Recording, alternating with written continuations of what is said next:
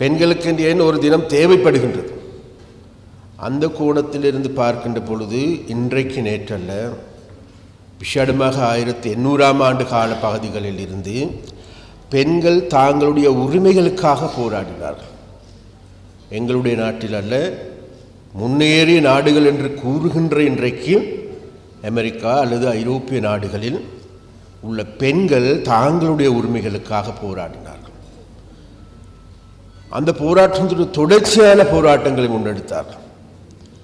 அதில் ஒரு மிகவும் சரித்திரம் வாய்ந்த போராட்டம் தான் வேறு எதுமல்ல, பெண்களுடைய வேலை நேரம், அதே நேரத்தில் பெண்களுக்கான உரிமை, பெண்களுக்கான வாக்குரிமை, இவைகளை பெற்றுக்கொள்வதற்காக தொடர்ச்சியாக முன்னெடுக்கப்பட்ட போராட்டங்களின் பொழுது அதற்கே தலைமை தாங்கிய பெண்கள் இருந்தார்கள். அன்றைய காலகட்டம் ஜெர்மன் நாட்டில் பெண் விடுதலை போராளி மாத்திரமல்ல, ஒரு அரசியல்வாதி, ஒரு சமூக செயற்பாட்டர் கிளேரா செட்னிக் என்பவர்.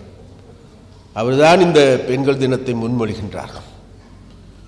அதன் பிறகு எங்களுக்கு ஜெர்மன் நாட்டில் ஒரு கம்யூனிஸ்ட் கட்சி உறுப்பினராக இருந்த ரோஷா லக்சம்பர்க் படுகொலை செய்யப்படுகின்றார். அன்றைய காலகட்டத்தில் ரஷ்யாவில் இருக்கின்ற குழந்தாய் இவ்வாறான பெண்கள் உடைய வழிகாட்டுதலின் கீழ்தான் இந்த பெண்கள் தினம் உருவாவதற்கான மூல காரணமாக இருந்தது. அப்போ அந்த பெண்கள் தினம் கிடைத்ததன் பிறகு விசேடமாக எனக்கு ஞாபகம் இருக்கின்ற 1910ஆம் ஆண்டில் இருந்தால் இந்த பெண்கள் தினத்தை கொண்டாடுவதற்கு தீர்மானிக்கப்படுகின்றது.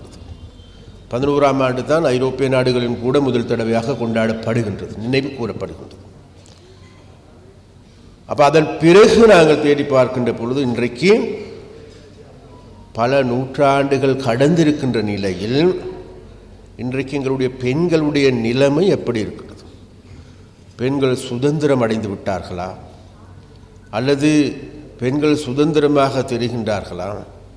அவர்களுக்கு இருக்கின்ற ஏற்றத்தாழ்வுகள் ஒழிக்கப்பட்டு விட்டனவா, சுரண்டல் ஒழிக்கப்பட்டு விட்டனவா, அல்லது வீட்டு கொடுமை நிறுத்தப்பட்டு விட்டனவா, பாலியல் கொடுமை நிறுத்தப்பட்டு விட்டனவா என்ற ஒவ்வொரு விடயங்களாக நாங்கள் தேடி பார்க்கின்ற பொழுது இல்லை என்பதுதான் உண்மை. அப்போ அதனால் எங்களுக்கு எல்லோருக்கும் ஒரு தேவை இருக்கின்றது. பெண்கள் என்பவர் வேறு யாருமல்ல, எங்களுடைய தாய், என்னுடைய மனைவி, என்னுடைய சகோதரிகள் அல்லது எங்களுடைய உறவினர்கள் அனைவரும் பெண்கள். என்னை ஈன்றெடுத்ததும் பெண், என்னை வளர்த்ததும் பெண். அப்போ அவ்வாறான பெண்கள் இன்றைக்கு ஏன் இரண்டாம் தர பிரஜைகளாக்கப்பட்டார் அல்லது வீட்டு வேலைக்காரிகளாக மாற்றப்பட்டார், உரிமைகள் மறுதளிக்கப்பட்டன. அரசியல் ரீதியாக எடுத்துக்கொண்டாலும் கூட இம்முறைதான் இந்த பாராளுமன்றத்தில் தான் கூடுதலான பாராளுமன்ற உறுப்பினர்கள் இருக்கிறார், பெண் பாராளுமன்ற உறுப்பினர்கள். அதற்கு ஒரு காரணம் தான் வேறு எதுவுமில்லை, தேசிய மக்கள் சக்தியினுடைய அரசியல் செயற்பாடு. அரசியல் செயற்பாட்டின் கீழ் அவர்களுக்கு வழங்கப்பட்ட முன்னுரிமை, அந்த முன்னுரிமையின் அடிப்படையில் தான் இன்றைக்கு 22 பாராளுமன்ற உறுப்பினர்கள் இந்த பாராளுமன்றத்தில் இருக்கிறார். அதேபோல் இன்றைக்கு கேபினட் அமைச்சர்கள், இது நாள் வரைக்கும் இலங்கையில் ஒரு தமிழ் கேபினட் அமைச்சர் இருந்ததாக சரித்திரம் கிடையாது.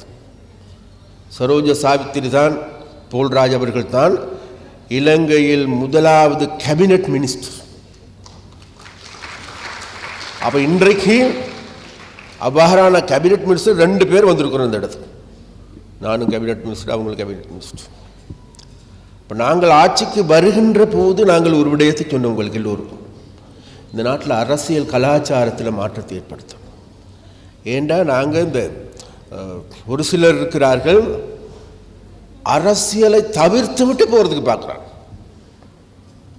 இல்லை, அரசியலை தவிர்க்க இயலாது, எல்லாமே அரசியல் தான். எங்களுடைய பிள்ளைகள் படிக்கின்றார்கள் பாடசாலை, அவர்களுடைய கல்வியை தீர்மானிப்பது அரசியல், பாடங்களை தீர்மானிப்பது அரசியல், பல்கலைக்கழகத்தை தீர்மானிக்கின்றது அரசியல். அதே போன்று எங்களுடைய வாழ்க்கையில் விலைவாசியா, எல்லாவற்றையும், அரிசி விலையா, பால்மா விலையா, எல்லாவற்றையும் தீர்மானிக்கின்றது அரசியல். அதனால்தான் அன்பர்களே, எங்களுக்கு தேவைப்படுகின்றது நல்ல அரசியல்.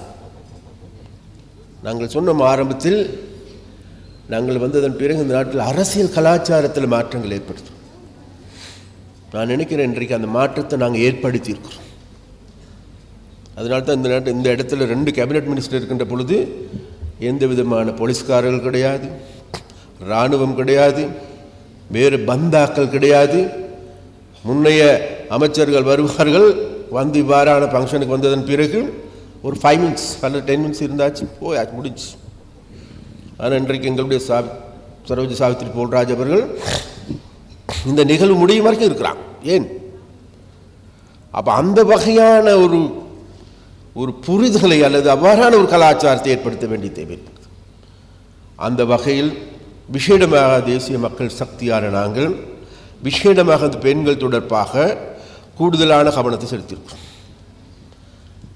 அந்த கூடுதலான கவனத்தை செலுத்தியிருக்கின்றோம் என்று கூறுகின்ற பொழுது உங்களுக்கு எல்லோருக்கும் தெரியும், இதற்கு முன்னர் எங்களுடைய நிலைமைகள் எப்படி இருந்தது. அதாவது பெண்களை 2ஆம் தர பிரஜை மாத்திரமல்ல, எனக்கு ஞாபகம் இருக்க 2020ஆம் ஆண்டு 21ஆம் ஆண்டு இலங்கையுடைய புள்ளி விபர திணைக்கள் அல்லது சிறுவர் பாதுகாப்பு அதிகார சபை சொல்லுது, இந்த நாட்டில் 3667 குழந்தைகள், 10 வயதுக்கு குறைவான குழந்தைகள் பாலியல் வல்லுறவுக்குட்படுத்திருக்கின்றார். குழந்தைகள் 10 வயதுக்கு குறைவான குழந்தைகள். அப்போ இதை நாங்கள் ஒரு இடத்துல நான் சொல்லி கொண்டிருந்த பொழுது ஒரு சில அம்மாக்கள் அழுதாங்க.